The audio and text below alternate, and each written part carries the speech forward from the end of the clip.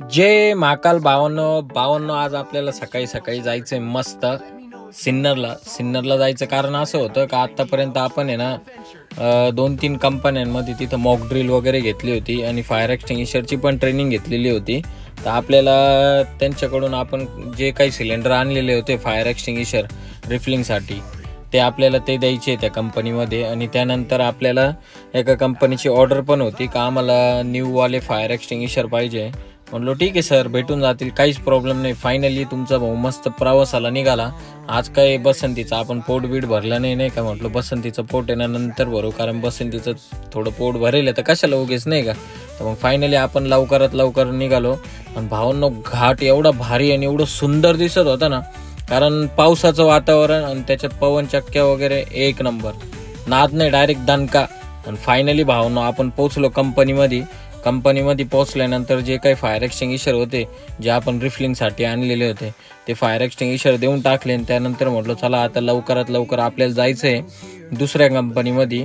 कारण असं होतं का आपल्याला त्या कंपनीमध्ये फायर एक्सटिंग्विशर द्यायचे पण होते, बट वरतून ते सगळे काही आपल्याला हँगिंग वगैरे पण करून द्यायचे होते नाही का। तर आपण लवकरात लवकर जे काही सगळे फायर एक्सटिंग्विशर होते ते लवकरात लवकर सगळे हँगिंग वगैरे करून दिले। आणि म्हटलं चला आता भावांनो निघू मस्त आपल्या घरच्या प्रवासाला। पण त्याच्यात काय सांगायचं मित्रांनो तुम्हाला, आपली जी बसंती आहे ना ही आपली बसंती काही शांत बसत नाही। बसंतीचं लागलं पोट दुखायला, म्हटलं झालं बाबा धन्य, आता काही खरं नाही। म्हटलं बसंतीचं सगळ्यात पहिले आता आपल्याला आहे ना मस्त पोट बीट भरावं लागेल, कारण लईच गागू राहिली, तिच्या पोटात लईच उंदरं पळू राहिले। म्हटलं झालं धन्य आहे म्हटलं। मग सगळ्यात पहिले तिचं पोट बीट भरलं आणि पुढे गेल्यानंतर मस्त रस्त्यात थांबलो नाही का आपण, कारण आहे ना ताण वगैरे लागली होती आणि वातावरण पण एवढं भारी होतं ना भावांनो एक नंबर। म्हटलं चला आता जाऊ लवकरात लवकर आपल्या ऑफिसला। आणि ऑफिसला आल्यानंतर भावांनो बघतो तर काय पाणीच नाही प्यायला आपल्याला। म्हटलं झालं काहीच खरं नाही म्हटलं आता।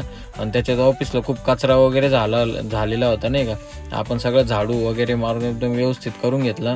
म्हटलं आता निघू आपल्या घरी, कारण भावांनो एवढा जाम झालेलं होतं ना प्रमाणाच्या बाहेर नाही का, म्हणजे दिवसभर एवढं काम वगैरे करायचं। म्हटलं झालं, म्हटलं चला जे हरीन जाऊ आपल्या घरी, काय वाटतं।